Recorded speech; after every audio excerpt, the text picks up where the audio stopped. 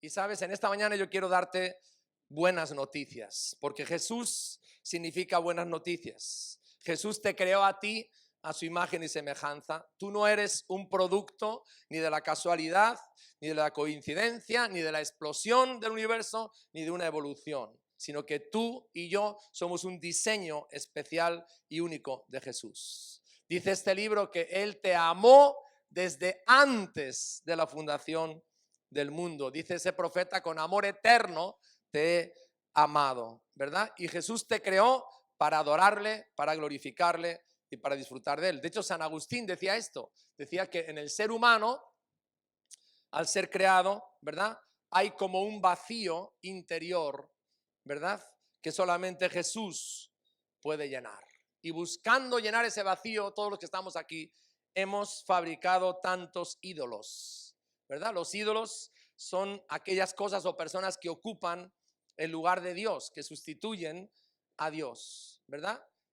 Y haciendo eso, en busca de satisfacer nuestro interior, ¿verdad?, nos hemos alejado de Dios, le hemos dado la espalda y hemos creado muchos dioses a los cuales le damos la gloria. Sin embargo, quiero que me acompañes a Marcos 12, del 29 al 30. Dios desde el principio, ¿verdad?, habló muy claro de que Él es el único Dios y le mandó a su pueblo adorar solo a Él como el único Dios. Todos los pueblos vivían, cuando empezamos a leer la Biblia, ¿verdad?, adorando a muchos dioses. Algunos adoraban al sol, a la luna, a las estrellas, a la lluvia, ¿no?, a las cosechas, de tantas maneras. Pero Dios desde el principio siempre dijo, aquí tenemos esta cita de Jesús, Jesús le respondió, el primer mandamiento de todos es este: oye, Israel, el Señor nuestro Dios, el Señor uno, ¿verdad? Uno es, solamente hay un Dios, y amarás al Señor tu Dios con todo tu corazón, con toda tu alma y con toda tu mente y con todas tus fuerzas. Y precisamente porque el ser humano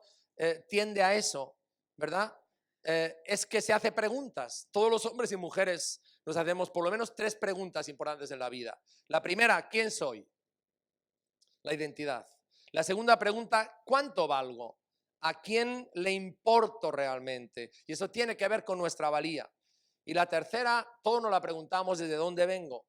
¿A dónde voy? ¿Qué hay después de la muerte? ¿Para qué estoy en esta tierra? Es decir, todos los seres humanos buscamos encontrar un propósito. Y mi pregunta en esta mañana a ti es esta: ¿puede Jesucristo ser la respuesta a estos interrogantes profundos del ser humano? ¿Es Jesucristo suficiente para dar sentido pleno a tu vida? Muchas personas han hablado de Jesús. Algunos han dicho que fue un gran filósofo, otros han dicho que fue un gran moralista cuando leen el Sermón del Monte, otros han dicho que fue un profeta sin igual, por encima de los demás. Otros han dicho que lo más destacado de Jesús es que hizo muchos milagros, ¿no? Y otros han dicho que es un gran líder, ¿no? Un líder en la forma de él desarrollar su historia, un gran líder. Sin embargo, fijaros, Jesucristo afirmó algo claro, ¿verdad? Una verdad clara sobre su persona. Y fue una afirmación que ningún líder político ni religioso se ha atrevido a hacer. Y es que él declaró que él es el Hijo de Dios, que él es igual a Dios. Los religiosos de su época lo consideraron blasfemo y quisieron apedrearlo. Sin embargo, Jesucristo demostró ser lo que él ha dicho que es, ¿no? Y el mismo centurión, cuando Jesús moría, un hombre que no era religioso, ni teólogo, ni conocía las escrituras, dijo esto: verdaderamente, cuando le vio a Jesús morir y vio todo lo que pasó ese día, dijo: verdaderamente, este es el Hijo de Dios. Así que Jesús se levantó cuando él vivió y predicó y declaró realidades muy, muy contundentes. Él dijo: yo soy el pan de vida, yo soy la luz del mundo, yo soy el buen pastor, yo soy la resurrección y la vida, yo soy el camino, la verdad y la vida, yo soy la vid verdadera. Y mucha gente pensó que era un mentiroso o que era un loco. Sin embargo, Jesucristo siempre tuvo clara su identidad. Jesús es el Hijo de Dios. Y la palabra de Jesús es verdadera y es confiable. Es más, quiero decirte algo: Jesucristo es el todo de Dios para cada necesidad completa del hombre. Y en Jesús encuentra el ser humano respuesta a sus preguntas, propósito, identidad y valía y sentido pleno a su existencia. Amén. En segundo lugar, Jesucristo satisface tu vida plenamente. Fíjate, en Juan 4 encontramos a Jesús en un momento de entrevista con una mujer.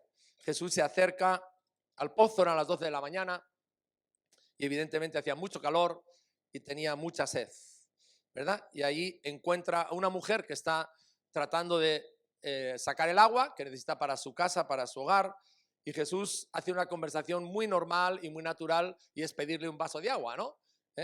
Pedirle un vaso de agua, ¿no? Y ahí empieza un diálogo entre la mujer, ¿no? Y Jesús, ¿no? Y Jesús aprovecha ese incidente normal y natural, ¿no? Para decirle, si supieras quién te pide agua, ¿no? No me la darías tú a mí, sino que tú me la pedirías a mí, ¿verdad? Porque yo te puedo dar un agua diferente. Entonces, fijaros una cosa, nuestra vida humana es muy parecida a la de esta mujer, ¿no? Como hay un vacío interior en nosotros, tratamos de buscar saciar esa sed en diferentes pozos, ¿verdad? ¿Y qué nos ocurre? Lo que le pasó a esta mujer samaritana, ¿no? De que realmente no había encontrado una plena satisfacción en su vida. O dicho de otra forma, quizás esos pozos por un tiempo nos satisfacen, ¿verdad? Recurrimos al alcohol y por un tiempo parece que las penas se acallan. Recurrimos a otra relación y parece que por un tiempo esa persona nos encandila, nos entusiasma, qué bonito, qué bien por un tiempo, ¿verdad? Recurrimos al deporte como una forma de ilusión y por un tiempo parece que el deporte es todo para mí. O recurrimos a la música o recurrimos a las amistades. Son diferentes pozos en los que tratamos de beber para llenar y satisfacer nuestra sed.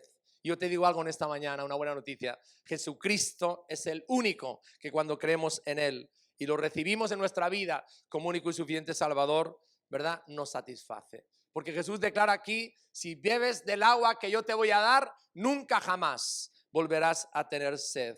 Es más, tu vida interior se va a convertir en una fuente permanente que va a perdurar aún después de la muerte. Te digo algo, querido amigo, querida amiga, solamente Cristo satisface tu alma plenamente. En tercer lugar, Jesucristo te da vida eterna. En Juan capítulo 6, versículo 53, encontramos a Jesús en medio de una multitud que estaba muy entusiasmada, esa es la palabra, muy entusiasmada, porque el día anterior les había dado de comer y eran miles de ellos. Les habían dado de comer y estaban tan impactados por ese milagro de Jesús, ¿verdad? Que volvieron otra vez. Entonces Jesús les confronta con esa realidad que tenemos todos los seres humanos, que es nuestra vida espiritual. Y en el capítulo 6 de Juan, versículo 53, dice, Jesús les dijo, de cierto os digo, si no coméis la carne del Hijo del Hombre y bebéis su sangre, no tenéis vida en vosotros. El que come mi carne y bebe mi sangre tiene vida eterna y yo le resucitaré en el día postrero. Y yendo hacia abajo, ¿verdad? Las personas tienen una reacción, digamos, de no querer aceptar a Jesús con todas las consecuencias. Entonces hay una reacción de parte de los discípulos. Y dice el versículo 68, le respondió Simón Pedro, Señor, ¿a quién iremos? Porque muchos se habían ido. Cuando Jesús les confrontó con la realidad, ¿verdad? Muchos se fueron. Tú tienes palabras de vida eterna. Y nosotros hemos creído y conocemos que tú eres el Cristo, el Hijo del Dios viviente. Es decir, Jesús hace una demanda muy profunda, ¿verdad? ¿Por qué? Porque no se conforma con ser uno más.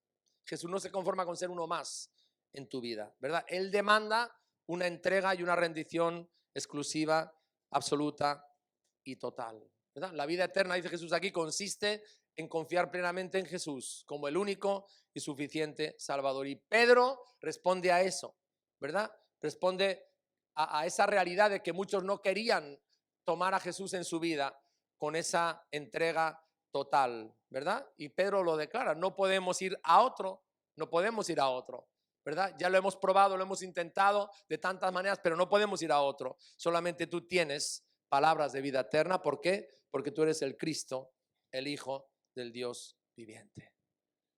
Y la realidad, querido amigo y querida amiga, es que solamente Cristo nos da una vida de máxima calidad. A veces andamos por la vida, queridos amigos, vegetando, ¿verdad? Tenemos un trabajo, tenemos posesiones materiales, quizás nos sentimos seguros, una carrera, una profesión, realizados, pero dentro del corazón, en el interior, ¿qué es lo que hay?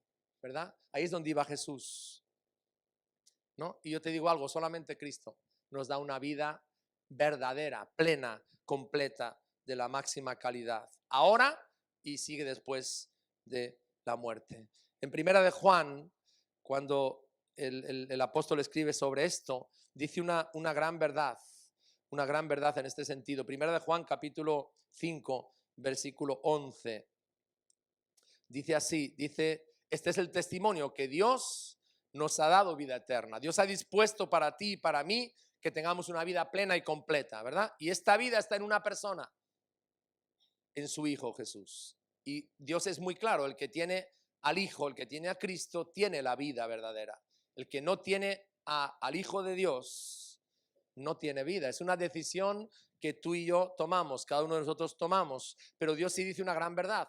La vida plena, la vida completa solamente está en Jesús. Y cada uno, cada hombre frente a Jesús se tiene que decidir, se tiene que definir. La cuarta verdad en esta mañana que yo quiero proclamarte es que Jesús nos salva del pecado. Hechos capítulo 4, versículo 12.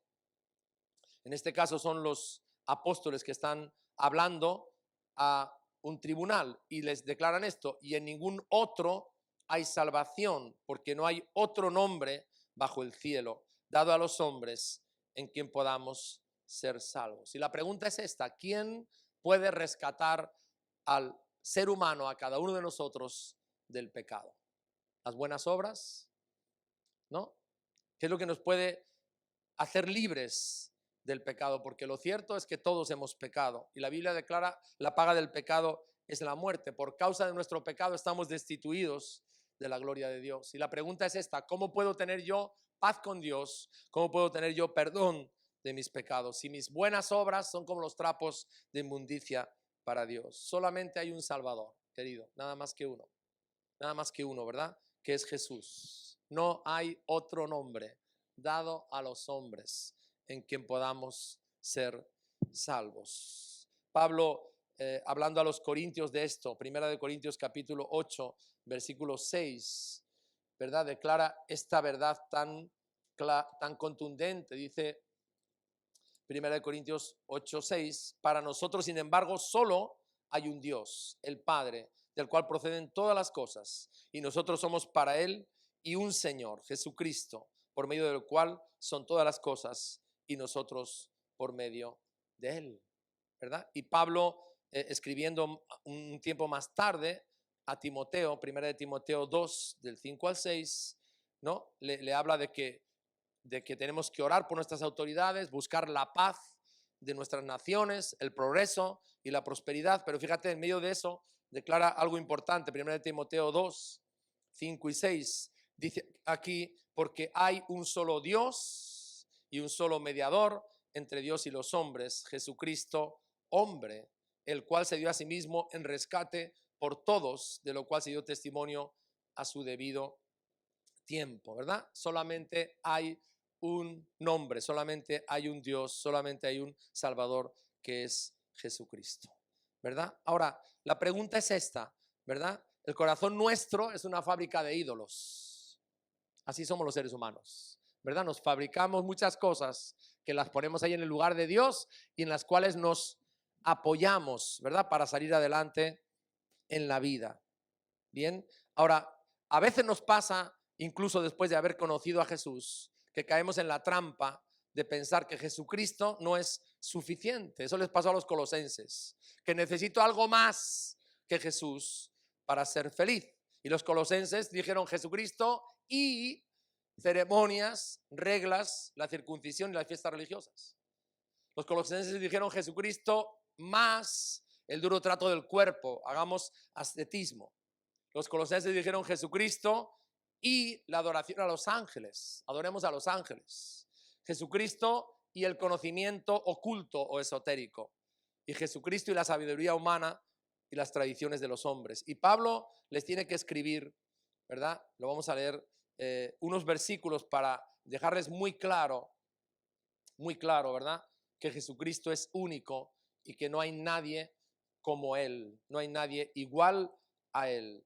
Colosenses capítulo 2, versículo 20, dice, pues si habéis muerto con Cristo en cuanto a los rudimentos del mundo, ¿por qué, como si vivieseis en el mundo, os sometéis a preceptos tales como no manejes, ni gustes, ni autoques, en conformidad a mandamientos y doctrinas de hombres, cosas que todas se destruyen con el uso? Tales cosas tienen a la verdad cierta reputación de sabiduría en el culto voluntario, en humildad y en duro trato del cuerpo, pero no tienen valor alguno contra los apetitos de la carne, ¿verdad? Cuando yo pienso que hay otras cosas o personas que me pueden hacer más feliz que Jesús, estoy pecando contra Dios, realmente estoy adulterando, estoy poniendo a otra persona al lado de Jesús que no tiene ninguna comparación con Él, ¿verdad? En absoluto. ¿Sí? Fijaros, en 2 de Corintios, esto les pasó también a los corintios, algunos de ellos que ya habían conocido a Jesús.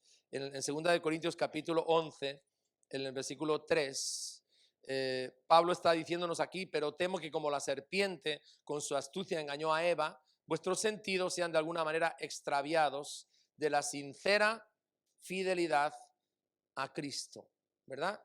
Y en Santiago, otros creyentes cayeron en esta misma trampa, Cristo y algo más para ser felices. Santiago capítulo 4, versículos 4 y 5, aquí hay una advertencia muy clara a personas que ya habían creído y dice, oh almas adúlteras, ¿no sabéis que la amistad del mundo es enemistad contra Dios? Cualquiera pues que quiere ser amigo del mundo se constituye en enemigo de Dios. Y quiero decirte algo, cuando tú y yo hemos conocido al Señor, Jesucristo, escúchame bien, no admite un corazón dividido, porque Él no comparte en nuestras vidas su gloria con nadie. Una hermana recién convertida, no sabía mucho, ¿verdad? Casi no tenía estudios, pero de repente el Señor le empezaba a dar canciones. Aprendió a tocar un poquito la guitarra nada más y Dios le daba canciones. Y yo nunca voy a olvidar esta canción, ¿verdad? Porque realmente era una mujer que estaba enamorada de Jesús. Y escribió esto, nadie es como Jesucristo. Nadie se parece a Él. Nadie es tan maravilloso. Él es precioso para mí. El Rey soberano es Él. Y yo te pregunto en esta mañana, querido amigo, querida amiga, querido hermano, querida hermana, ¿quién ha hecho y quién ha dicho lo que Jesús ha hecho y lo que Jesús ha dicho? Siendo el Hijo de Dios, abandonó su gloria, se hizo un bebé, tomó forma de siervo como uno de nosotros. ¿Quién ha predicado ese mensaje poderoso de las buenas noticias? El reino de los cielos se ha acercado, arrepentidos y crecen en el Evangelio. ¿Quién ha hecho los milagros, las sanidades, resucitar muertos, liberar oprimidos por el diablo, como sigue haciendo hoy Jesús? ¿Quién ha sufrido en la cruz, llevando los pecados de cada uno de nosotros, haciéndose pecado por nosotros, llevando el castigo de nuestra paz sobre él y muriendo en nuestro lugar? ¿Quién ha sido sepultado en la tumba y al tercer día se ha levantado con poder y vive, reina y volverá como rey y juez? Nadie, solamente uno, Jesucristo. No hay nadie como Jesucristo. Él es todo, Él es único, Él es precioso. Jesucristo te basta, es el todo suficiente. Quiero que inclinemos nuestras cabezas. El grupo de alabanza viene aquí. Hay una canción hermosa que conocemos, ¿verdad? Que tiene este título, Jesucristo basta. Jesucristo basta.